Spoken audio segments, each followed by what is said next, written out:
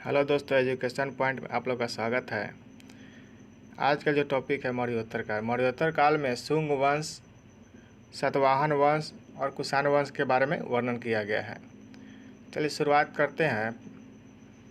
स्टेटो 2, स्टेटो 1 Demetrius तथा Menander में से वह हिंद यवन शासक जिसने शीशे के सिक्के जारी किए थे वो कौन थे? स्टेटो 2। बिंबिसार, गौतम बुद्ध, मिलिंद तथा प्रसेनजीत में से वह एक अन्य जो अन्य तीनों के समसामयिक नहीं था। इसमें जो कौन नहीं था वो है मिलिंद। बाकी तीनों जो थे बिंबिसार, गौतम बुद्ध तथा प्रसेनजीत जो एक ही समय में थे। इसमें मिलिंद जो है उस समय नहीं था। काव्य शैली का प्राचीनतम नमूना कहाँ से मिलता है? काव्य शैली का प्राचीनतम नमूना जो है कठियावाड़ के रुद्र दामन के अभिलेख से मिलता है। चलिए अगला क्वेश्चन देखते हैं। रुद्र दामन प्रथम की विभिन्न उपलब्धियां वर्णन है। किसमें वर्णन है? जूनागढ़ के अभिलेख में वर्णन है। बिना बिगाड़ के सुदर्शन झील का जीर्णोद्धार किसने करवाया था? रुद्र दामन प्रथम ने। उत्तरी तथा उत्तरी पश्चिमी भारत में सर्वाधिक संख्या में तांबे के सिक्कों को किसने जारी किया था? इसका सही आंसर हो जाएगा कुषाणों ने जारी किया था। प्राचीन भारत में नियमित रूप से सोने के सिक्के किसने चलाए थे? प्राचीन भारत में नियमित रूप से सोने के सिक्के किसने चलाए थे? कुषाणों ने चलाए थे।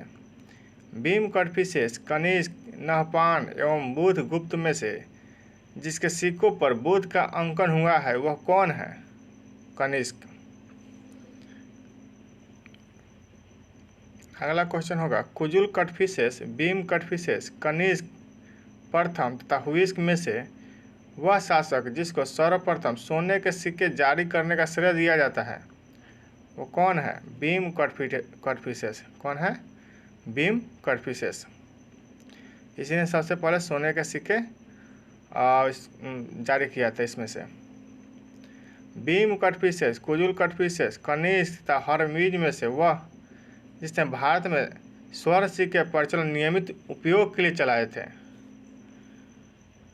या नियमित उपयोग के लिए किया था वो कौन है? भीम कटफिसेस। कौन है? भीम कटफिसेस। योधेय सिक्कों पर अंकन मिलता है। किसका अंकन मिलता है? कार्तिकेय का वर्णन, कार्तिकेय का अंकन मिलता है। कनिष्क के सारनाथ बौद्ध प्रतिमा अभिलेख की तिथि क्या है? कनिष्क के सारनाथ बौद्ध प्रतिमा अभिलेख की तिथि क्या है? 81 ईस्वी की। 81 ईस्वी की उसमें तिथि दी गई है। कुषाण शासक कनिष्क का राज्याभिषेक कब हुआ था? 78 ईस्वी में। शक संवत प्रारंभ किया गया था। कब प्रारंभ किया गया था? 78 ईस्वी में। विक्रम एवं शक संवतों में अंतर कितने वर्षों का है? 135 वर्षों का है। विक्रम संवत की शुरुआत जो हुई थी 58 ईस्वी पूर्व में हुई थी।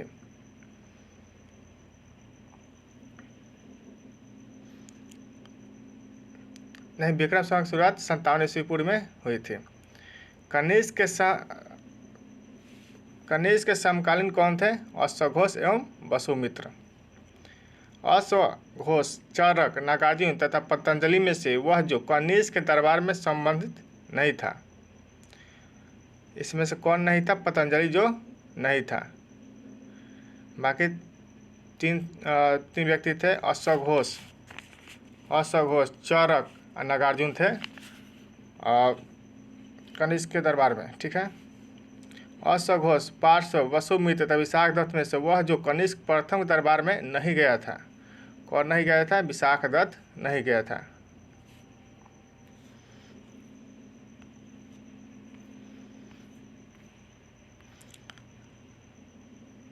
श्रावस्ती, कौशाम्बी, पाटलिपुत्र तथा चंपानगरों में से कनिष्क के अब तक अभिलेख में उल्लेख नहीं है। किसका उल्लेख नहीं है? श्रावस्ती का उल्लेख नहीं है। बाकी तीनों का है। श्रावस्ती का नहीं है। कौशाम्बी, पाटलिपुत्र और चंपा का उल्लेख है। तक्षशिला विश्वविद्यालय में शिक्षा प्राप्त किसने की थी? चरक तथा जीवक ने। शुंग वंश के बाद भारत पर किसने राज किया था? कौरव वंश ने।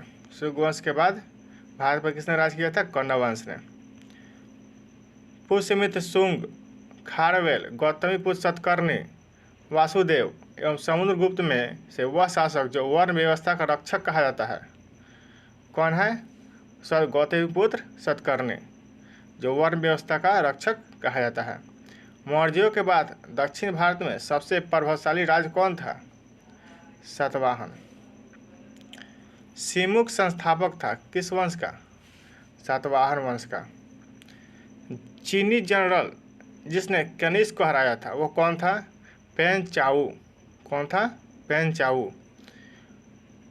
गुप्त वंश, मौर्य वंश तथा कुषाण वंश में वह वंश जिसके साम्राज्य की सीमाएं भारतीय उपमहाद्वीप के बाहर तक फैली थी वो कौन थी? कुषाण वंश। बाल विवाह की प्रथा किस काल में आरंभ हुई? कुषाण काल में आरंभ हुई। कला की गंधार शैली कब फली फूली थी? यह इसका आंसर हो जाएगा कुषाणों के समय में कला की गंधार शैली फली फूली। अगला जो है मिलान करना है, राजवंश दिया है और सिक्के के धातु दिया है। तो कुषाणों ने स्वर्ण एवं तांबा के सिक्के चलाए थे और गुप्तों ने भी स्वर्ण एवं रजत के सिक्के चलाए थे। सातवाहन जो है सीसा एवं प्रोटीन के सिक्के चलाए थे और कलचोरी जो है स्वर्ण, रजत एवं ताम्र तीनों के सिक्के चलाए थे। अफगानिस्तान का बमियान प्रसिद्ध था किसके लिए? बुद्ध की प्रतिमा के लिए। जो कला शैली भारतीय और यूनानी आकृति का सम्मिश्रण है उसे क्या कहते हैं? जो भारतीय और यूनानी आकृति का मिश्रण है, जो कला शैली भारतीय और यूनानी शैली का मिश्रण है उसे क्या कहते हैं? गंधार शैली। वह मूर्ति कला जिसमें सदैव हरित स्तरित चट्टान यानी शिस्ट का प्रयोग माध्यम के रूप में होता था वो कौन था? गंधार मूर्ति कला। वह मूर्ति कला जिसमें सदैव हरित स्तरित चट्टान का प्रयोग माध्यम के रूप में होता था वो कौन था? गंधार मूर्ति कला। प्राचीन काल के भारतों पर आक्रमण के संबंध में सही कालानुक्रम कौन सा है? सबसे पहले आक्रमण किया था यूनानी, शक और कुषाण। पहला ईरानी शासक जिसने भारत के कुछ भागों को अपने अधीन किया था वो कौन था? डेरियस प्रथम। चालुक्य, राष्ट्रकूट तथा सातवाहन राजवंशों में सबसे पुराना राजवंश कौन सा था? सबसे पुराना राजवंश सातवाहन था। आंध्र सातवाहन राजाओं की सबसे लंबी सूची किसमें मिलती है? यह मत्स्य पुराण में मिलती है। सातवाहनों की राजधानी अवस्थित थी, कहाँ अवस्थित थी? अमरावती एवं प्रतिष्ठान में। चलिए अगला क्वेश्चन देखते हैं। एक्का ब्राह्मण प्रयुक्त हुआ है किसके लिए? गौतमीपुत्र सतकर्णी के लिए प्रयुक्त हुआ है। एक्का ब्राह्मण नाम जो है गौतमीपुत्र सतकर्णी के लिए हुआ है। कथनों पर विचार करना है। जिस कुषाण फारस की खाड़ी एवं लाल सागर से होकर व्यापार करते थे। कुषाण जो है फारस खाड़ी एवं लाल सागर से होकर व्यापार करते थे, ये सही है इसका कथन।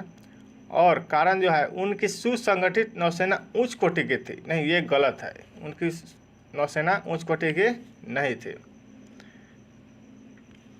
चलिए अगला क्वेश्चन देखते हैं। राजा खारवेल का नाम किसके साथ जुड़ा हुआ है? हाथी गुफा अभिलेख के साक्ष्य के साथ जुड़ा हुआ है। हाथी गुफा लेख का जो बनवाया था उन्होंने राजा खारवेल ने बनवाया था। अशोक, हर्ष, पुलकेशिन द्वितीय एवं खारवेल में से वह जो जैन धर्म का संरक्षक था कौन था? खारवेल। खारवेल जो था जैन धर्म का संरक्षक था। कलिंग, नरवेश, खारवेल संबंधित थे किस वंश से? चेदी वंश से संबंधित थे। दशरथ, बृहद्रथ, खारवेल तथा विष्क राजाओं में से वह जिसका जैन धर्म के प्रति भारी झुकाव था वो कौन था? खारवेल।